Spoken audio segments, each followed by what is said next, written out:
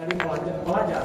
Nah, saya akan menjelaskan lebih lanjut apa itu kreativitas. Kreativitas itu adalah kemampuan dari seseorang untuk menghasilkan sesuatu yang baru, misalnya kayak dalam bentuk lukisan atau mungkin inovasi dan lain sebagainya.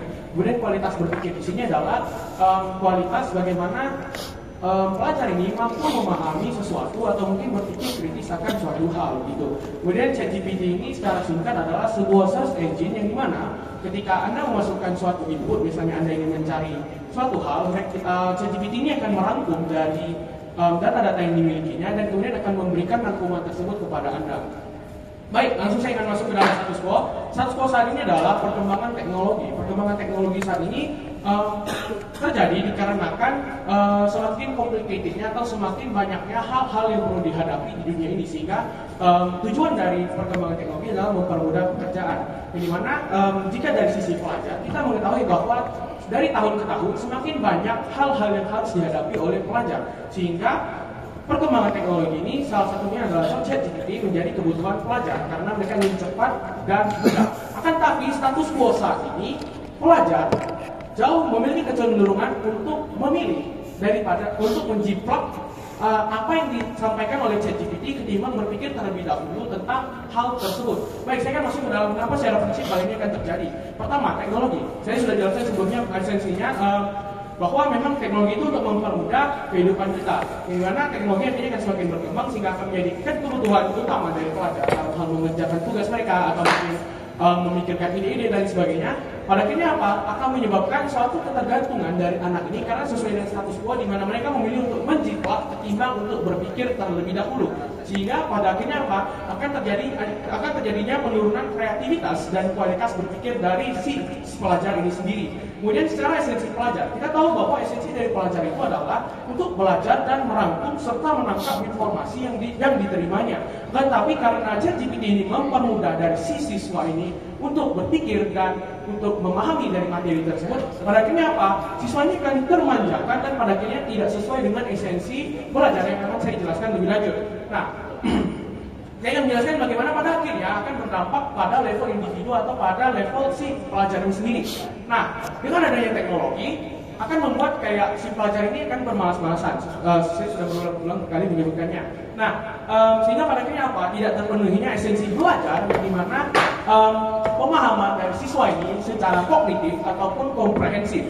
Kognitif di sini adalah kemampuan bagi si siswa ini untuk seperti memahami suatu materi yang baru dia pahaminya. Sementara komprehensif ini lebih ke bagaimana caranya pemahamannya itu akan tingkat ke dalam pemikirannya itu sendiri. Yang pada akhirnya apa? Pada masa depan nanti karena dia selalu dimanjakan oleh teknologi-teknologi ini, membuatnya tidak bisa mengembangkan diri dalam hal seperti pemikirannya dan lain sebagainya, sehingga pada akhirnya apa? Pada akhirnya akan menyebabkan penurunan SDM rendah. Oke, kita anggap saja bahwa memang dari tim oposisi mengatakan bahwa kita kasih pelajar ini menggunakan ChatGPT. Terus nanti bakalan ada pemeriksaan dari guru bahwa apakah memang jawabannya ini memang benar-benar dijiplak atau mungkin sudah dikomprehensif atau mungkin sudah dibaca atau diubah oleh pelajar ini terlebih dahulu. Akan tetapi status quo saat ini adanya teknologi parafrase yang dimana misalnya kita memasukkan suatu kata dari ChatGPT, pada akhirnya nanti kata-kata ini akan diubah